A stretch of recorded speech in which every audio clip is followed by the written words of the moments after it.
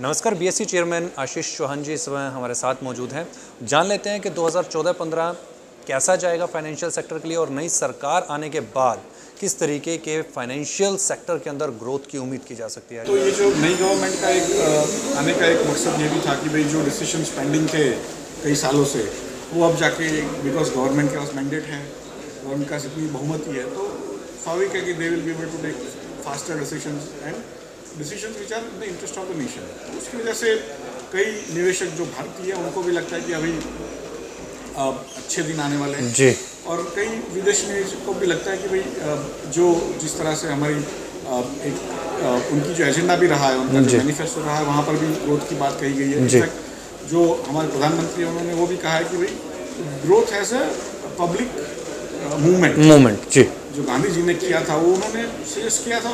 मेरे हिसाब से भारत में काफ़ी प्रगति होने के आसार अब लग रहे हैं और कई लोगों को भरोसा कि ये होगा। जिस तरीके का कॉन्फिडेंस बाज़ार के अंदर लौटा है, ना सिर्फ अगर हम देखें कि हिंदुस्तान के अंदर कॉन्फिडेंस लौटा है बल्कि वर्ल्ड वाइड जो मार्केट्स हैं वो ग्रोथ करने लगे हैं। क्या ये ग्रोथ स्टोरी हम समझें कि स्टार्ट हो गई एक बार फिर से? नहीं, ऐसी उम्मीद तो है ही।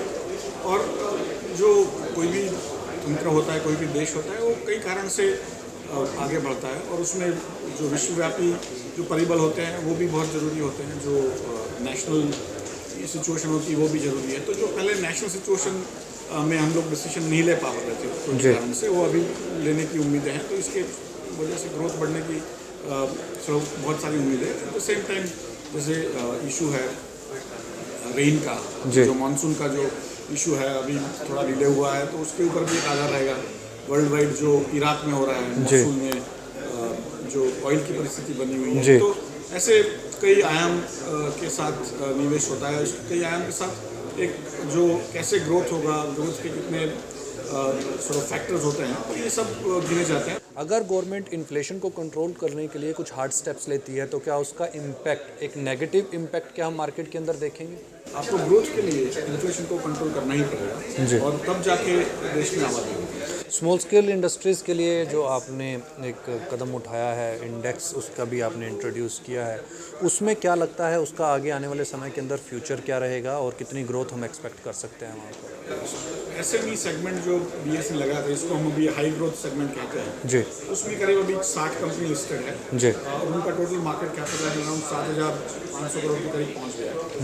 अगले 1-1.5 महीने में करीब 15 और कंपनी लिस्ट होने जा रही है। जी। तो हमें आशा है कि दिसंबर के पहले 100 कंपनियां लिस्ट होने की संभावना है। नई सरकार भी फोकस्ड है इक्विटी मार्केट की ग्रोथ के लिए और कहीं ना कहीं वो पार्टिसिपेशन इंक्रीज़ करने की कोशिश में भी है कि इक्विटी मार्केट के अंदर लोगों की पार्टिसिपेशन बढ़े।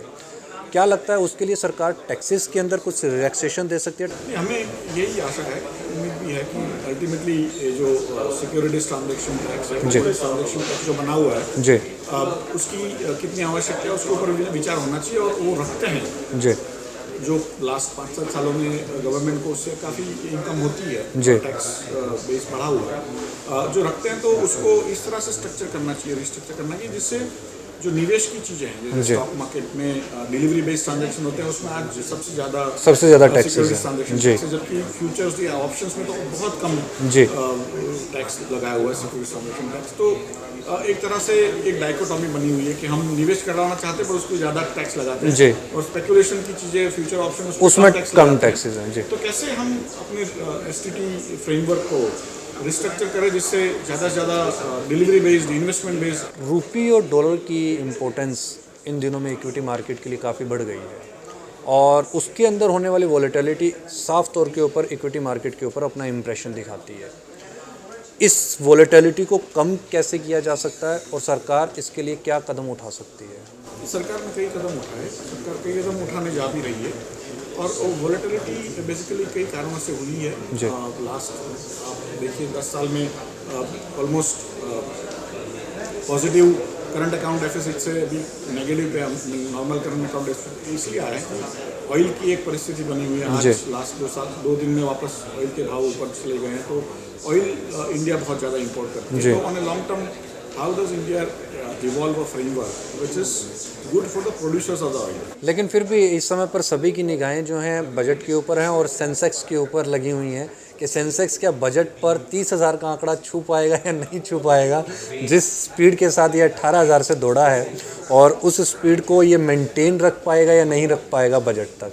नहीं, ये तो समय ही बताएगा, लेकिन अल्टीमेटली सेंसेक्स का आंकड़ा बहुत इम्पोर्टेंट है जी। एक प्रतीक है कैसे ग्रोथ लोग एक्सपेक्ट करते हैं जी।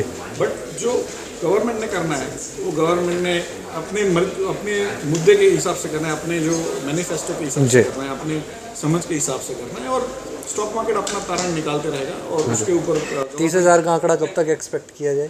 सर हम तो बेसिकली स्टॉक एक्सचेंज वो मार्केट ऊपर भी जाए नीचे भी जाए वी आर, लेकिन एक एक्सपेक्टेशन तो रहती है एज अ एक्सचेंज के हाँ ये 30,000 का आंकड़ा जाना चाहिए। नहीं, it is important to achieve milestones but milestones that are consistent and that can be maintained are more important than achieving specific milestones. So idea is कि जैसे जैसे गवर्नमेंट अपने निर्णय ले रही है वैसे वैसे लोग उसमें निवेश ज़्यादा हो ही रहा है जी।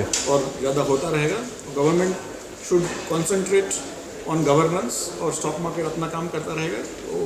तो यानी ये माने कि शेयर बाज़ार के भी अच्छे दिन आने वाले हैं? अच्छे दिन आए भी हैं। अच्छे दिन आ गए जी। बहुत बहुत शुक्रिया sir, thank you, thanks a lot, thank you.